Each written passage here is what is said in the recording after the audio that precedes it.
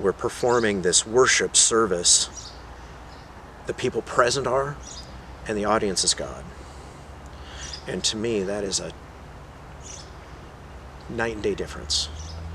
Because when we worship, it doesn't end at 11:30 when the worship service gets over. That's just the start.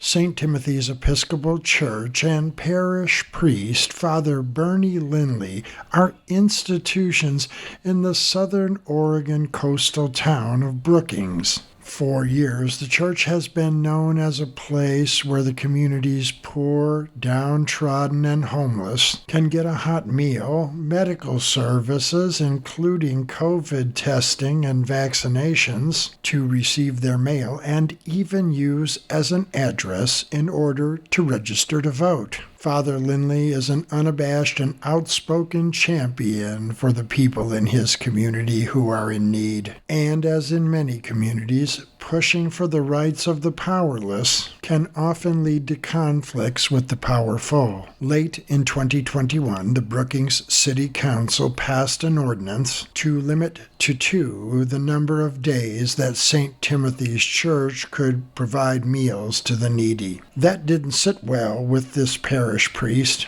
and he vowed that St. Timothy's would not abide by any such ordinance. When the time came for the City of Brookings to begin enforcing its ordinance, Father Bernie, St. Timothy's, and the Episcopal Diocese of Oregon filed a lawsuit, claiming that the ordinance violates their constitutional right to freely practice their religion. On February 9th, 2022, KFUG News traveled to Brookings, Oregon, in order to do an in-depth interview with Father Bernie Lindley, who, as they say in the Bible, is a fisher of men and a commercial fisherman.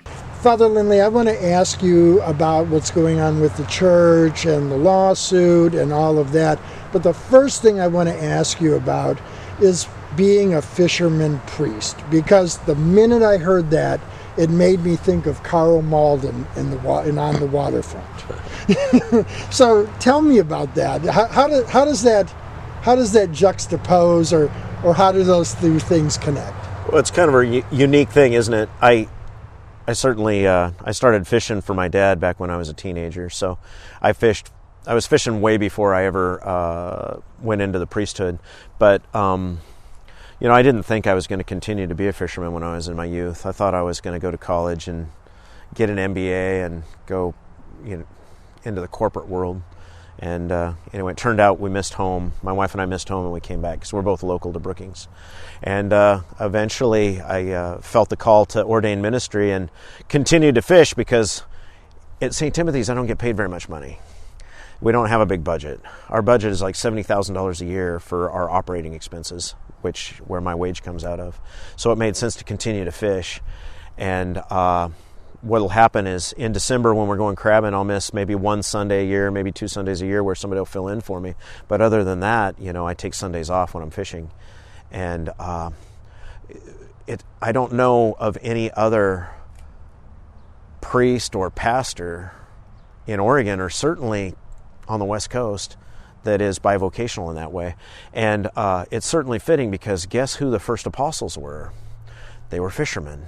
Peter and his brother Andrew and James and John, the sons of Zebedee, they were fishermen. Why did Jesus, the first people he chose to be his followers, why did he choose fishermen? And I think I have a little bit of an insight into that because for one thing, fishermen, commercial fishermen, if they go out and they fail one day, or if they fail for an entire season, they're still back next year. Failure does not deter a fisherman. Failure is just, okay, what did I learn from that? Well, there's no fish in that area. We'll go to another area. Or better things are coming next year. So there's this very definite tenacity that commercial fishermen have, where they know that whatever's going on right now won't be what's going on in the future. So it has to. There's like a cadence there where you learn how to live with the good and the bad. And we have a saying, and maybe it's a saying that goes into more industries than just ours, but hope for the best, but prepare for the worst. Well, that's true in ministry too. Sure. Can you talk a little bit about how you came to your calling to become a priest? So I grew up in this church. I was baptized here when I was 6 years old. I served as an acolyte in my youth. I was mentored by our various different priests we had throughout growing up. And one of the things that happened to me when I was getting ready to go off to college, the only adults that I knew who had gone to college were teachers. When it came to other parts of my life, the only other person that I knew was my priest. And so I ended up going to the same college he went to, and in fact lived in the same dormitory he had lived in at Willamette University in Salem. And so there weren't a lot of, I didn't have a lot of role models in that regard for going to college. First generation, college graduate. And what I did was I got away from the church when I went to college. And in my 20s, I wasn't really, I just took my faith for granted. About the time I turned 30, which was about the time my kids were, 3 and 4 years old, like that, like 2 and 5 years old, I started to recognize that I needed to not take that for granted.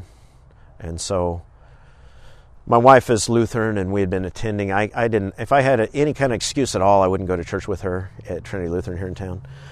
But that was in my 20s. But what happened was I felt called back to St. Timothy's, and that was in 1997. And so I came back to church, and it was immediately I felt like I'd come back home again. In fact, I cried. I was consumed with emotion.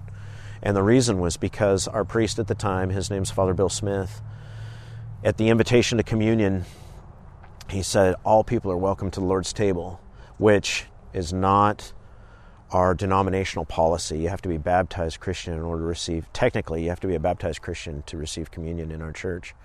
And he said, in saying all people are welcome, he said, I don't care about that. I care about you. When it comes to what the church has been doing and is doing currently, it certainly appears that there's no restriction on who is welcome at the table. That's right. Can you talk about what St. Timothy's has been doing over these years? So I've referred to it as radical hospitality. Whoever you are, wherever you've come from, whatever you've been doing, you're welcome here. Now, when you come, though, you have to be respectful. You have to, you can't get into fights. You can't cause problems. You can't intimidate, bully other people. You have to, certainly one of our core things is to treat people with dignity and respect. And that's a core teaching within our church. You treat all people with dignity and respect. So we expect that from the people who are our guests. But other than that, whatever they've been going through, we want them to come and find some sort of stability here with us. And we want to be able to add to that stability, whatever it is. And it might just be teeny tiny, small amounts, but we want it to be just a little bit better. If we can just make a little bit of an improvement in somebody's life, then we want to be able to do that. And that has to do with people who show up on Sunday morning. That has to do with people who show up on Monday morning. They come and we welcome people to come and use our shower if they have no access to hygiene, to a shower. Certainly they use our restroom. We have open internet, open Wi-Fi, so that they can access the internet, and coffee. One of the most welcoming things you can do for somebody is offer them a cup of coffee. And then mail. People who do not have a home, where are they going to get their mail? So they get their mail here at the church. So that's turned into a pretty big ministry for us, making sure that people have a way to get their mail. And then we help them enroll into the Oregon Health Plan so that they can have access to health care, and help them be able to get, oftentimes people have lost their birth certificates, so we help them acquire that. Help them to be able to get ID cards through the DMV, or driver's licenses, as the case may be. Sometimes people aren't homeless yet, but they're precariously, they're on the cusp there, and so we'll help them with their rent. And we're not. There's no applications. Nobody has to fill out an application. Nobody has to fill out a form. Nobody has to prove they're worthy. What we do is I sit, and it's not just me. We have a team of people. But I'll have a conversation with somebody that'll last at least 20 minutes, perhaps longer, to figure out, well, this is what you're going through, but what's the best course of action? Maybe a hotel room isn't really what you need. Maybe what you need is transportation. Maybe what you need is to be reunited with your family. Maybe what you need is help being able to acquire a job. Because we don't want to just put a Band-Aid on something and just say, okay, go on your way. We want to be able to make these high-impact changes. And that's what I mean by radical hospitality. It's like, what do you need? Let's figure out how we can make that happen. A lot of churches, as part of their ministry, provide various types of services to the poor and the downtrodden. It sounds like St. Timothy's is going well above what most churches I've ever experienced do. Would you agree with that? Well, you know what? We started out just doing small things. And there's a parable in the gospel. I don't know if it's according to Luke or which gospel it is, but the parable is, I put you in charge of small things, now I'll put you in charge of big things. It's the parable of the talents. And we started out with just feeding 1 day a week. That led into our free health clinic that we did from 2010 to 2014, which was super high impact. There's several people who credit us with saving their lives, literally. And so we did that. We had a lot of people come through for the free health clinic. That was before the Affordable Care Act, when there was an extension of Medicaid, an expansion of Medicaid, where people didn't, because you had to win the lottery to get on the Oregon Health Plan before that. Literally, you had to put your name in and be chosen. Maybe one person out of 100 would be chosen to go onto the Oregon Health Plan. Now, anybody who enrolls is going to be accepted. So that's a huge difference. And so that way, people didn't have to receive their health care in a church basement 1 day a week, only on Tuesday afternoons anymore because of that. So, but what happened when people were coming in to be seen by our primary care provider, some people didn't smell great. And so one guy said, hey, you know what? Before I go in and I see the doctor, you think I could go use a shower? And it might not have been the guy that said that. It might have been the doctor that said that. I don't remember which, but I said, boy, you know what? We do have a shower upstairs. Let's find a towel. Somehow or another, we were able to find a towel, and we got the guy clean. And with that one guy, all of a sudden now, probably 15 people on the days that we're open. So the shower probably gets used 45 times over the course of a week. And so much so that we rolled out a second shower. We put a shower in one of the other bathrooms that didn't previously have one. And then somebody else came and said, you know what? I really kind of need clean my clothes. I mean, I have no way. They said, do you have laundry vouchers? And I said, well, we don't. And I said, but maybe we can figure out how to get some. And so we made an arrangement with a local laundromat. And so now we have a partnership with them where if somebody comes and they get the voucher from us, they can go and get a load of laundry done. We don't advertise that too much because we don't want to overwhelm that gal that owns the laundromat. But she provides like $8,000 worth of free laundry every year. It's a pretty remarkable thing that we're able to do. So it's with our partners, really, that we're able to do more. And our extremely dedicated volunteer base. So just to be clear, I don't do any of that. I don't prepare a meal. I'm not a primary care provider. I don't give anybody shots when we do COVID shots. I don't even when it's time to test people for COVID-19. I don't do the sampling. I've done data entry and stuff like that, but it's our volunteer base that does all that work. It's not all I do. People come to me and they say, "Man, wouldn't it be cool if we were able to do whatever?" And so it's my job to say yes. So this evolved into St. Timothy's, and then in cooperation with other churches, providing a meal. I don't like when people talk about feeding programs when it comes to people, but that's my issue. Yes. But meal opportunity for people in need that would cover them 7 days a week. Right. And also, my understanding is doing the COVID vaccinations and testing through a contract with Oregon Health Authority. Right. All of this seems to have led to this controversy, if you will. Yeah. Talk about what happened. I want to let you know that we also talked with some neighbors when we were up here Saturday. And what they said was they were completely in favor of what the church was doing. They just want us to do it somewhere else. Well, I don't know that they said that, Okay. but that's a because that's what City Council has said. Well, I know Go that's ahead. what City Council Yeah, is go saying. ahead. They were saying that Good. because of some of the things that have happened, that they and their children Yeah. feel unsafe at And times. that all had to do with the car camping, which we stopped back in last June.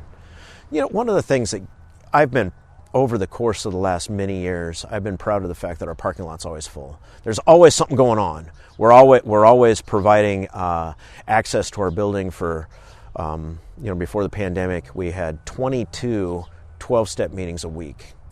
Not just AA, but Narcotics Anonymous, Al-Anon. At one time we had Gamblers Anonymous. And for us to leverage our building for the good of the community is something that we take very seriously. And because not all churches have buildings. So since we have this gift of a building, let's utilize it. If it's only open on Sunday, how did that benefit the community? So we've always had a lot of traffic here when it comes to that. And when I say a lot of traffic, I'm not saying that it's like traffic as we look right now, we don't see a whole bunch of cars driving by. I mean, it's not, maybe there'll be 30 or 40 people a day that'll come through or whatever. So it's not like this huge number. When we were COVID testing, we might end up with 100, our big day was 165, I think. We had 165 people get tested. But I don't know that it certainly wasn't the kind of impact like a concert in the park would have, or the light festival when there was lights all over Azalea Park. It wasn't like that number of people when there's thousands. But anyway, we've always, for the last 20 years or more, we've had a lot of activity at the church when it comes to 12-step meetings, when it comes to other, maybe a civic group that would come in and want to use our space to meet. Or, boy, what all did we have? The Bridge Club at one time. So we want people to be able to feel welcome in our space, and we certainly want our neighbors to feel safe too. We don't want to be we want to be an asset to our community and an asset to our neighborhood, and we don't want people to not feel safe in their community, in their homes. And certainly we've taken all kinds of measures to mitigate the impact that our ministries have. Well, I know you had expressed to me previously, as you did just now, that there was problems with the car camping program. But it seems to me that in some ways resulted of the church being once more, and this may be stronger words than you would use, put in the position of having to provide services that could or perhaps should be provided by the city and or the county, just like testing and vaccinations for COVID, right, and making sure that people have food to eat. And those things start out gradual, of course, like our feeding ministry. It started out 1 day a week and eventually went to 6 days a week for a short while. And now it's back to 4 days a week. So, all these things kind of start out small and then they change over time. And sometimes there's not nearly as many people coming in for 12-step meetings right now because of the COVID restrictions. So they went virtual in a lot of cases, and so plus we have pretty rigorous requirements for when people come into our building, and so some 12-step groups want to have more autonomy when it comes to that sort of thing. So so they move their meetings to other places temporarily, I'm sure that when this pandemic finally gets over, that we'll be able to host more 12-step meetings again, because that's something that weighs on me, because when those meetings went to other places and disbanded, that's the opposite of my hospitality philosophy. We don't want anybody to feel like they got to go somewhere else, and certainly that includes the people who live in our neighborhood. We don't want them thinking, oh my goodness, I need to sell my house and move somewhere else because this is too chaotic for me. We don't want anybody to think that, or for somebody to think, well, my property value just tanked because nobody's going to want to buy my house when I do sell because now they got to live across the street from a circus. Well, that's not our goal at all. So one of the things that's really happened with the pandemic is that people who are already on the edge are kind of being pushed off of it. And that's something that St. Timothy's is having to address. Yeah, so we've had a lot of people that have been in mental health crises coming to the church looking for basic needs like food and hygiene and clothing, because we have a clothing closet also. And as we try to help them be able to get their mental health issues straightened out, we have a difficult time accessing those resources for them, helping them get connected to those resources. And there's reason to be hopeful right now, because things are changing right now in Curry County. But during the pandemic, the various different services, whether it was DHS or Curry Community Health, they couldn't go out into the field. They had these protocols in place where they had to talk to people through Zoom meetings and stuff like that, and it made it very difficult for them to gain access to the help they needed. And so we were kind of caught in the middle, trying to coordinate these appointments and trying to get people connected to the services they needed, because we don't have a psychiatrist anymore. We did for a while. From 2010 to 2014, one of the services that we provided included the services of a psychiatrist. At the church? At the church. We had a psychiatrist at the church. His name was Dr. Warren Crick. And then we also had some therapists too, some licensed clinical social workers. Back then we did. We don't have that now. Dr. Crick moved to Washington State somewhere. And so we don't have the ability to help people get the various different prescriptions they might need in order to get back onto their medications. And we can't diagnose either, so we have to rely on other agencies for that. And so that gets to the point where somebody will be at our church and they'll be in a mental health crisis, and what do? We tell them, well, go somewhere else. Well, kicking the can down the road is not a solution. Let's talk about the city council. How did this start, and what happened, their actions, and then we can talk about the response. Well, I always talk about the car camping, because that's how this current thing really started. Whatever month that was, April of 2020, when Jake was the mayor, he said he noticed that there was an ordinance, or not an ordinance, but a state statute that would allow churches to hold up to 3 different cars in their parking lot for a prolonged period of time if the circumstances in a community warranted that. So they passed like an emergency ordinance to allow that for the 15 churches in the city limits, because I didn't realize there was 15 churches in the city limits, but the city did like a survey of that. When it comes to the whole area, when you get into outside of the city limits, it's more like 22 churches really, but this only had to do with city limits.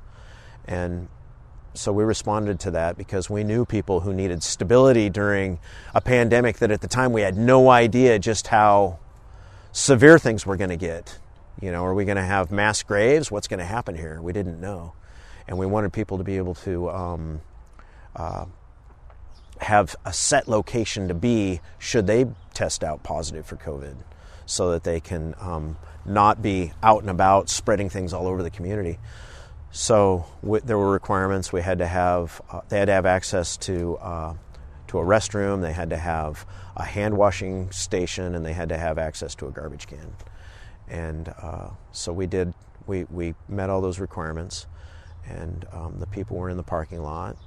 And for the first several months, everything was okay. But then over the course of time, other folks are showing up that we had not invited into our parking lot that think, hey, if this person's allowed to be there, why aren't I? What about me? And so we would have to tell them, no, you can't be here, you have to leave. And eventually some of the people who had mental health issues, in particular these two women, they started to trigger each other in these manic episodes, and that got kind of that got pretty ugly. And so we decided that the best course of action in talking with the city was to be done with that, especially when we got into that lull in June of 2021. It made sense for us to be done with that. Interestingly enough, it didn't happen right away, but eventually those two women ended up at the state hospital in Salem, at the state mental hospital in Salem. Eventually, they got the help they needed, but it took forever. And it's super frustrating for everyone. Frustrating for the police, frustrating for me, frustrating to watch these people, have their emotional conditions devolve to the point where they're having, just a crisis that's going on for days. So anyway, we closed that. But what happened? There was a petition that got circulated within the community that we needed to not have any homeless people at all at the church. And when I say within the community, I mean the neighborhood. It's just, this area right here where we are. And so the 29 people signed that, and the city council saw that, and they said, oh my goodness, we have to respond. Well, by then we'd already responded. We already had agreed to terminate the car camping. And because that's like nighttime stuff, the people are there at night. But when it comes to the city council figuring out how they can increase the safety of the neighborhood, they decided that limiting the feeding would make sense. Well, one thing to consider is that Star of the Sea is just 2 blocks that way. They're part of our feeding ministry as well. The Presbyterian Church is also part of our feeding ministry. They're a block that way. So, depending on how we define the neighborhood, if St. Timothy's only takes 2 days and the Roman Catholics take one of our days that we had to give up and the Presbyterians take up the other day, it didn't change the number of meals that are being provided within this neighborhood. So to me, that part didn't make a lot of sense. But in addition to that, feeding people is core to how we practice our faith. It's core to our understanding what it means to be a follower of Jesus Christ. It's Jesus fed people frequently in the Gospels and commanded other people to feed people as well. And it goes beyond just feeding. There in the Sermon on the Mount, if you have 2 coats, give your extra coat to the person who has none. So there's definitely this looking after your fellow sibling of God's children, right? We're all God's children, so our siblings, when it comes to God's creation. So being told when we can feed, how we can feed, and then knowing full well that we'll be in violation. One way or another, we're going to be in violation. If we're feeding 2 days a week, we're going to be in violation of this ordinance one way or another. Because the whole goal is for you to be placed in violation at some point, correct? It's a conclusion that I come to. I look around and I'm thinking to myself, because I feel like we're being targeted.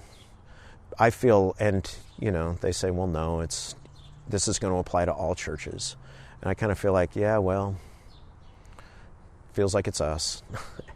But and that's me putting, who knows? I can't read anybody's mind. All I can go by is what they've publicly said and how I feel like it's affected us as a congregation.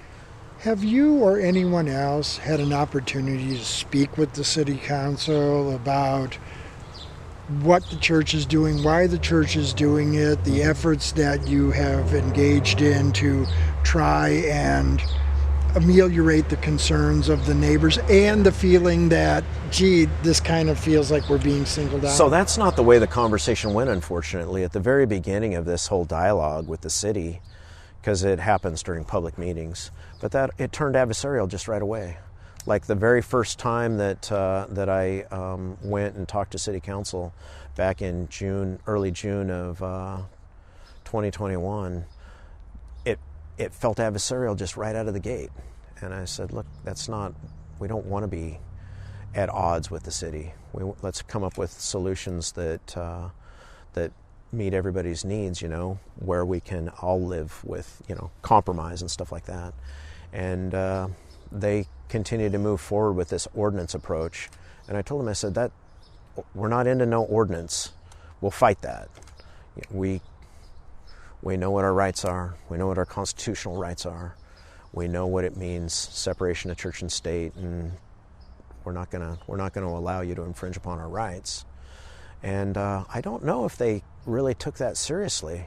It seems that they didn't, because they continued to push forward with restricting our rights. So certainly we've followed through with what we told them we were going to do, and we filed a federal lawsuit. Yeah, and supported by the Diocese of Oregon, and then also, I believe, some legal nonprofits as well. Right. That's right. Talk about the lawsuit and what it is you're hoping to accomplish with that. So we have two, the nonprofit law firm that you talk about, and I can't, Oregon Legal Justice Center perhaps, it's an acronym. Guy's name's Walter. Walter and Franz. That's rather than I just call them by their names. And then also Stoll Reeves, which is a pretty large law firm in Portland that's involved in this as well, that has a lot of resources. So all told, there's 6 or 8 lawyers that are involved on our side of this thing, because a lot of people, there's a lot of lawyers that want to be part of this because they feel they don't want to see us lose our freedom of religion. So I appreciate that. Turns out there's some lawyers out there that are very idealistic, and they're rallying around our cause. So in this case, the diocese seemed like they were in from the start. That may not always be the case sometimes. Talk a little bit about the relationship with the diocese. So our bishop, and we haven't been able to have a lot of face-to-face things with our new bishop. She was elected about a year ago to be the bishop of the Diocese of Oregon. And so typically when a bishop gets elected and gets consecrated bishop, they'll go around and make like a tour of all of the different churches within their diocese. And because of COVID, she wasn't able to do that. So I wasn't able to have face-to-face time with her right away. But when she found out what we were going through, she made a trip to come down and got to see firsthand what it is that we're doing, and immediately recognized that the other churches in our diocese could similarly face ordinances from municipalities, and wanted to make sure that that didn't happen. She saw where this could potentially be a precedent and knew that this is going to affect a lot more people than just our community. Well, this has the potentiality of at some point making its way to the Supreme Court. It does, and certainly we would prevail at the Supreme Court too. I mean, I have no question that we'll prevail, but should that happen, it will reinforce religious freedom throughout the entire country. So, nothing wrong with that. Has there been any effort to negotiate with the city since all of this, the ordinance and the suit have taken place? Well, no.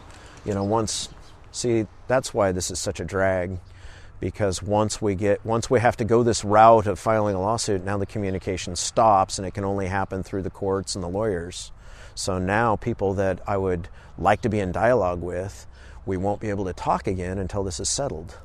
And I look forward to that, because once we win, I want to get around it. I want to do the initial thing, what my initial intention was, for all the stakeholders to sit around a table and talk through this. What are your concerns, and how can we live into what your concerns are? You're worried about theft. Well, let's come up with a strategy to minimize theft, because you're not going to be able to eliminate it, because it's just one of the things that we have to deal with in a society. But let's figure out how we can discourage theft or littering, for instance, or whatever the concerns might be. You're worried that scary people are, in your neighborhood. Well, maybe if you meet them, they're not as scary as you think they are. Or maybe they really are scary. Well, let's figure out who that is, and let's make sure that the law enforcement people know about it.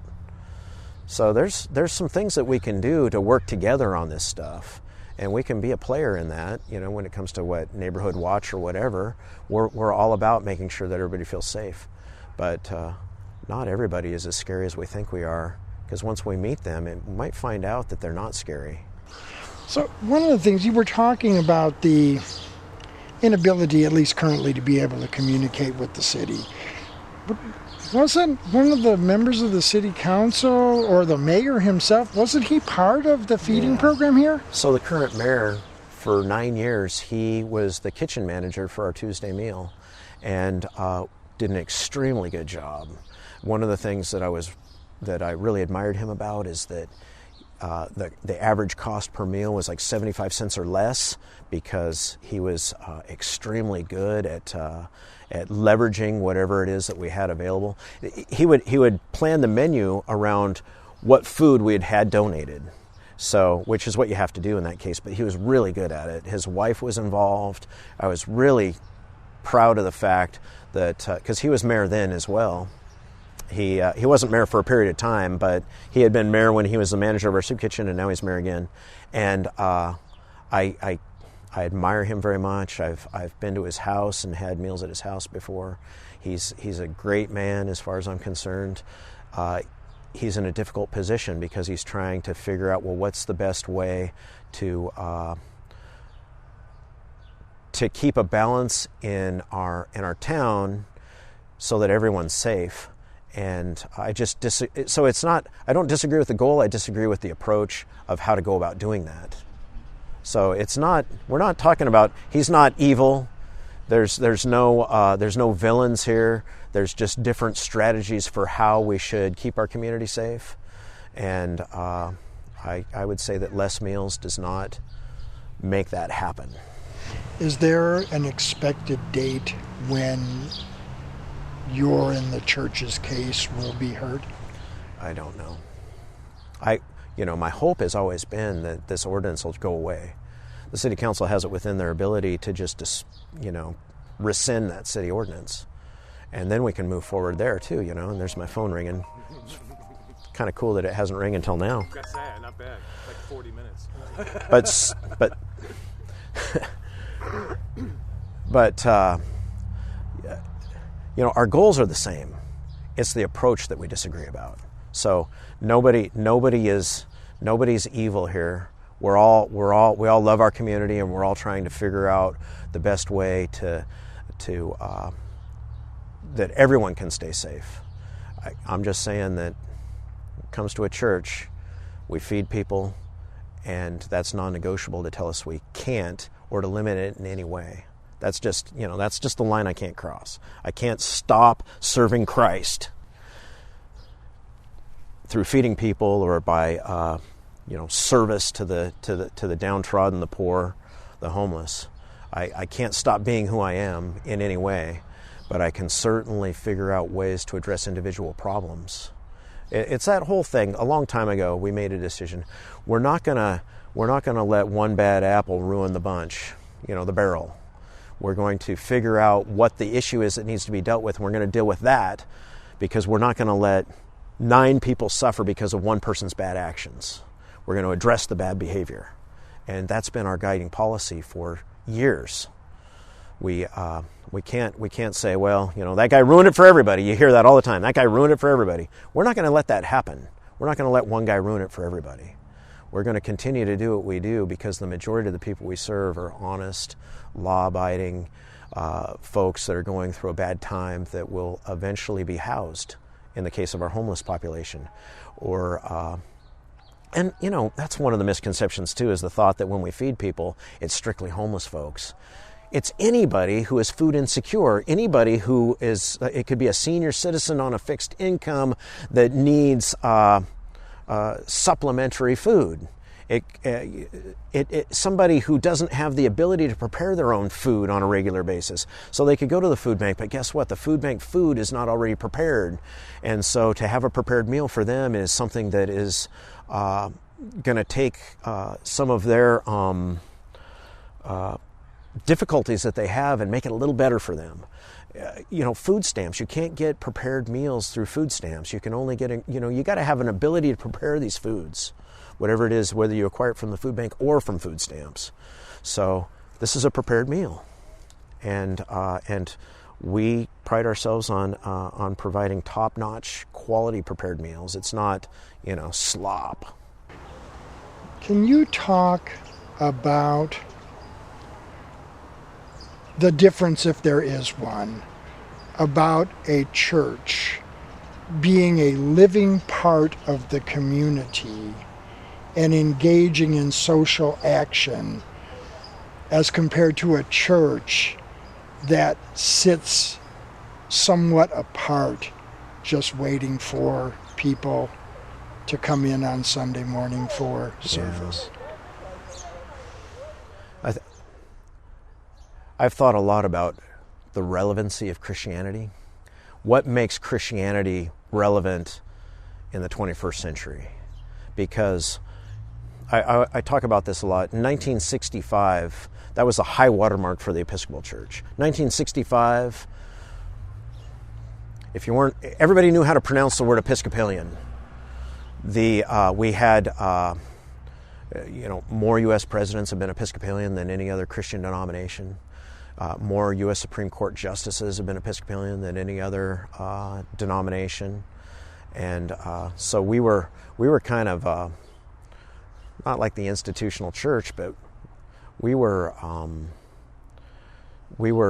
could just all we had to do was just be present in a community, and people would come because of our status, I suppose. And, women would wear hats and gloves and dresses and heels, and coming to church was like a family obligation. You came to church because if you wanted to convey that you're a dentist and you got to practice, what church do you go to? Oh, I go to the Episcopal Church. Okay, you got respectability if you go to the Episcopal Church, or whatever church it might be.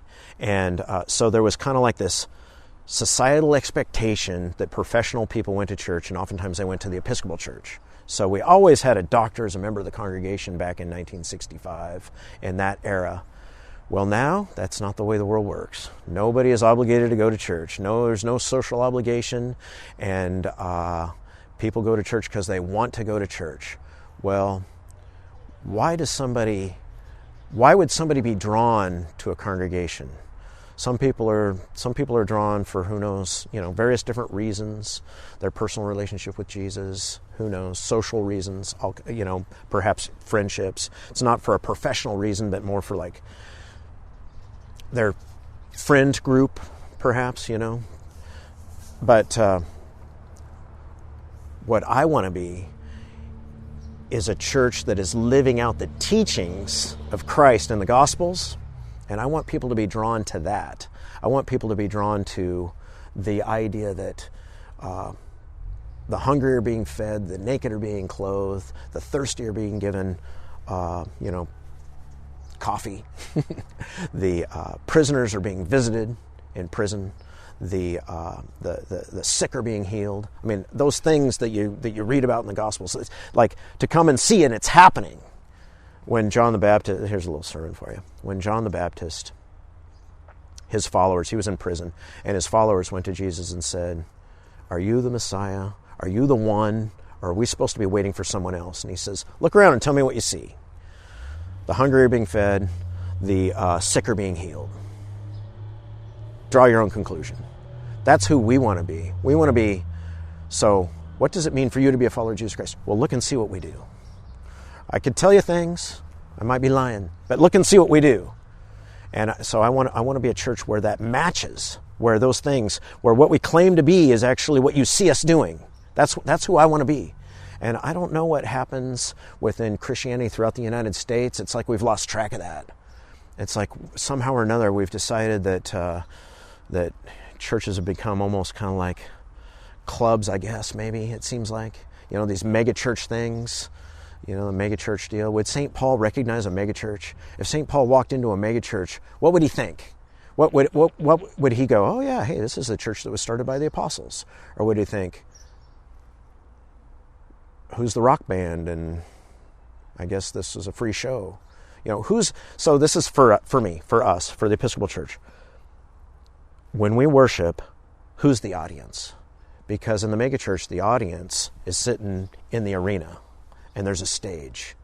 For us, we're performing this worship service. The people present are, and the audience is God. And to me, that is a night and day difference. Because when we worship, it doesn't end at 11:30 when the worship service gets over. That's just the start. Our worship continues throughout the rest of the week. And how does that take place? It takes place by us demonstrably showing love towards people who are forgotten. Thank you. So, took you to church, buddy. No, and I wouldn't have gone, but I got chills. Thanks a lot, man. Wow.